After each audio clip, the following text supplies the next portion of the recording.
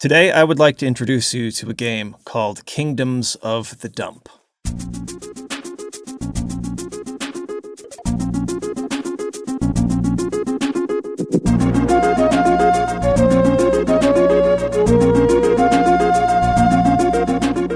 Most of you on this channel are big fans of old school, golden era JRPGs like me. Games like Final Fantasy VI, Earthbound, Chrono Trigger, Suikoden, Xenogears, that sort of thing.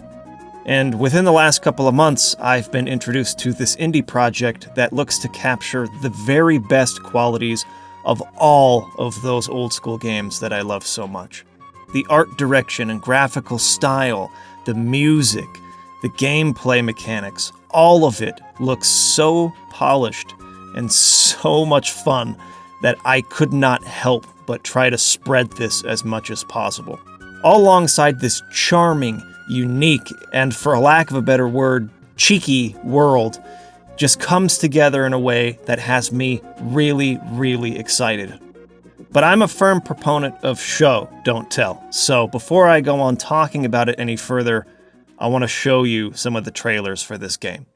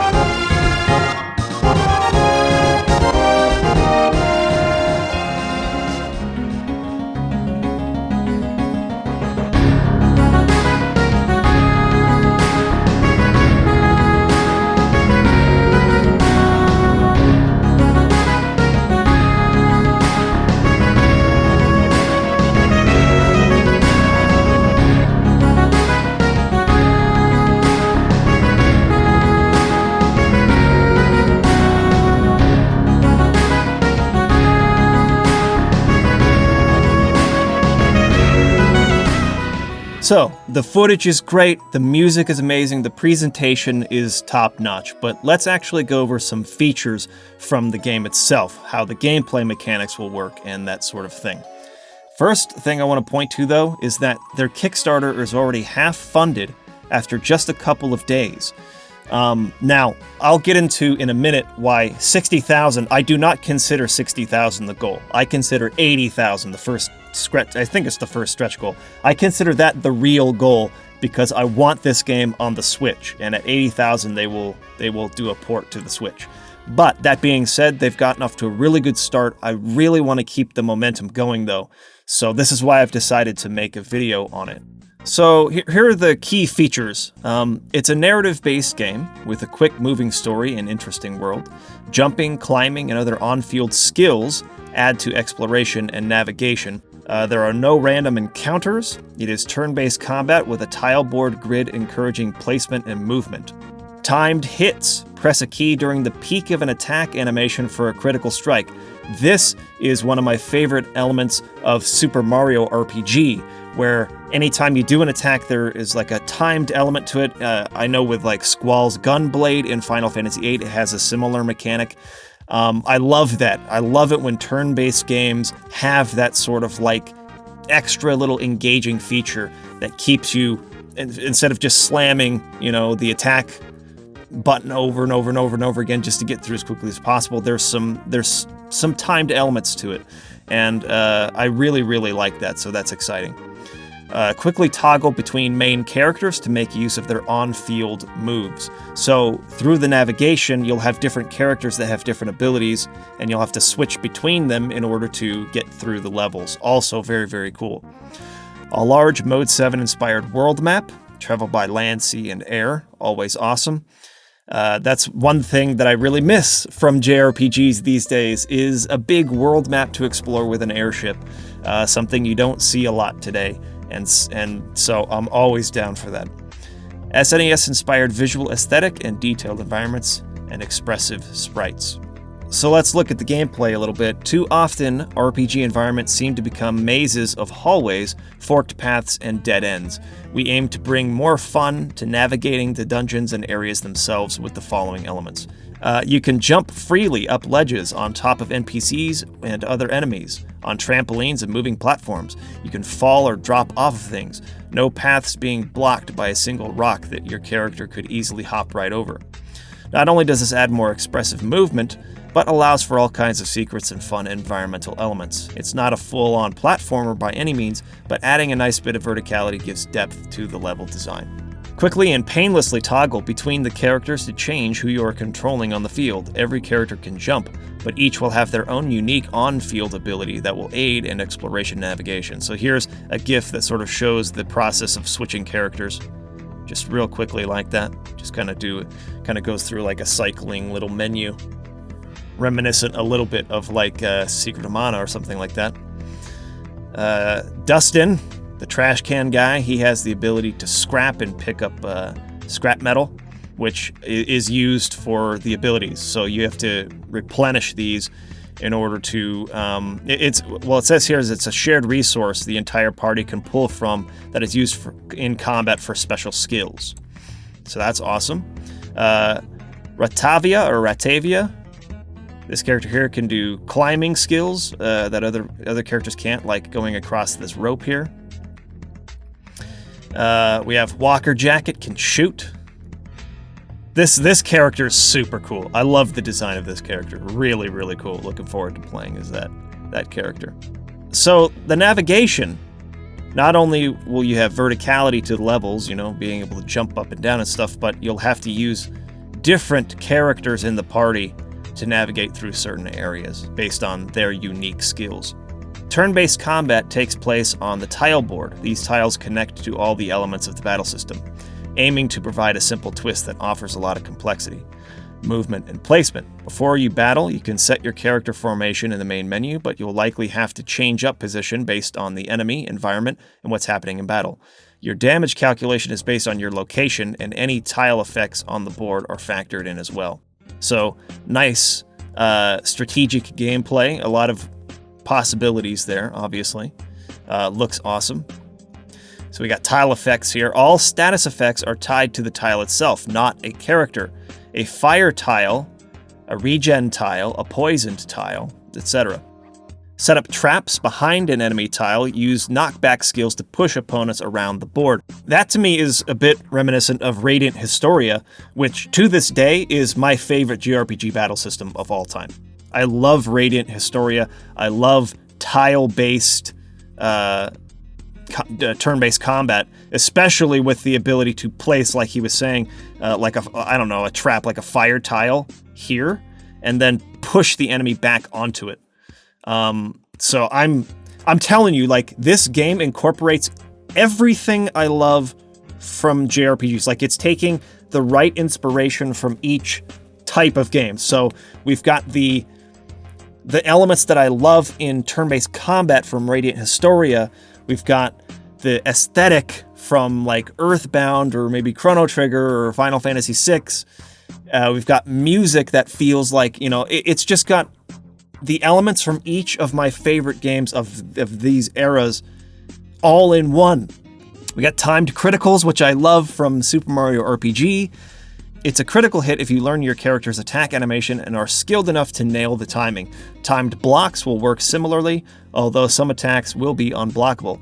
Each character will have slightly different timing to get criticals. For those seeking a more challenging experience, you'll be able to disable the timed criticals as well.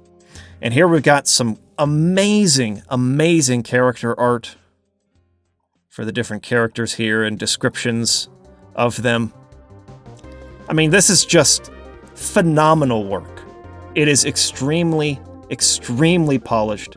They have really laid the groundwork for the game. It's not like they have a concept or an idea and they're looking to do a Kickstarter to like begin the development process. They've already done incredible amounts of work here and really polished it. And they're just looking for that extra bit to get them there to the end of development. We got the different kingdoms here in the world you can read about. I mean, they've really, really gone in depth already, and they've designed so much. The other thing about it that I really wanted to touch on, though, and this is almost like my favorite part of the story behind the development of this game. So it's a concept dreamed up by two janitors, a world of living trash known as the Lands of Phil, a unique fantasy setting of garbage knights, laundromancers, toxic gremlins, and giant talking bugs. Yes, we are real janitors and have been mopping floors and scrubbing desktops to support ourselves while we chase our dream. We put together a small team to help us on this journey, and we've been working toward this movement ever since. We are aware of the muck, the mire, the vast garbage ocean that is game development, and with that in mind, the team has spent a good long while making sure our foundation was solid and getting the systems built and in place, so with your help, we can hit the ground running. We love this project. It's been our dream to bring this idea to life, and we want nothing more than to pack this trash can full of heart and soul and to tie the bag tight. We just need your help to carry us to the curb. So here are the guys behind it. We have Roach, the creator, designer, and janitor. Everdread, the creator, writer, and janitor. We got a programmer here, Solar Mongoose. Environment art, DM404.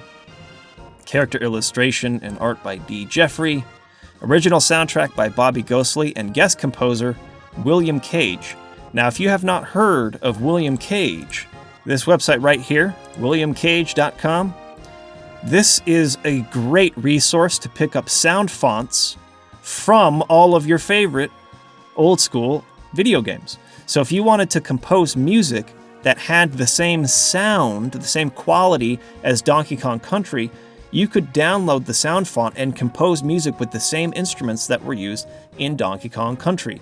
So the guy who runs this website, this guy who is just an incredible beast, he is composing music for Kingdoms of the Dump, and I think you can hear that in the quality of the sound fonts that they're using. Really gives you those SNES vibes.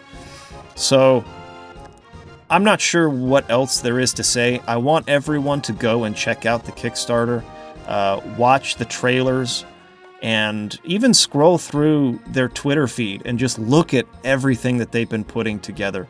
I went ahead and supported this at the $100 level so that I could get name in the credits, digital copy of the game, a digital copy of the original soundtrack, a PDF with like concept art and that sort of thing, a PDF with the player's guide, a t-shirt, and an SNES box, so a physical boxed copy of the game. The cart itself is not a real SNES cart. It's a mock cart, but it's still really cool. It comes with a USB with the game on it. I wish I could have supported higher. I really, really, really believe in this. I feel fully confident in it because, like they said, they've really laid that groundwork. So the foundation is there. They just need the help to be able to have the freedom to put the time into designing everything and finishing the game. I 100% support this. But if you want to look more into it, here's the copy of the box, the physical box that you would get. But if you scroll through their Twitter feed, it's just, you will get the sense of how much work they've put into this. This is very Final Fantasy VI inspired here with the airship. Got another area here, some kind of club with a Roach character walking through. Very cool. It has that, in terms of like the sort of the viewing angle and the animation, very Earthbound inspired as you're walking around inside of towns and buildings and stuff like that. Look at this castle here above just this toxic waste below. Super cool. Here's, I think, where they introduce the cart. So they have all these SNES carts and they pull the Kingdoms of the Dump out of the trash. Here's another town area, jumping on top of the characters' heads. Very much like Super Mario RPG there. Here's a map of a certain region in the world. All the different places that you can go to. World map there. Super sweet. I love this character. This character is so cool. Super, super cool design. Love it. And just all the art, the architecture, the detail in all of this is just phenomenal. It's phenomenal. And look at all this. Look at all this for the weapons and everything. The stats on the weapons. The design for the weapons. Look at that. It's just, there's so much work they've already done, and that's what you love to see in a Kickstarter project, right? There was one enemy design I really wanted to show you. Here it is. Look at that. Look how clever that is. The animation's amazing. The color on it, like, it's just such a cool design. So this is a slug boss, a squirming slug boss boy. Anyways, I think that at this point, you get the picture. I am very excited for this game. I really want it to succeed. It's gotten off to an amazing start, but I want to lend my hand in any way that I can, and so I'm promoting this on the main channel. I've had a chance to talk to the guys who are making it behind the scenes. They are super, super cool guys who work so hard. And I think a lot of us have gone to similar lengths, you know, in pursuit of something we're passionate about. And you can feel the soul and the passion and just the high standard of quality they have for this. And so I am fully confident. I definitely recommend checking out their Twitter, their subscribing on YouTube, and backing them on Kickstarter if it's something that you believe in, if this is the kind of thing that you would like to have. And again, 60,000 may be the base goal, but that's not the real goal for me. I want to get it to 80,000 so I can have this game on the Switch and take it with me on the go. So, anyways, thanks everybody for watching. Let me know what you think of the game in the comments. Reach out to the creators, follow them on Twitter, follow the updates that they have, and let's see if we can make this thing a reality for these guys.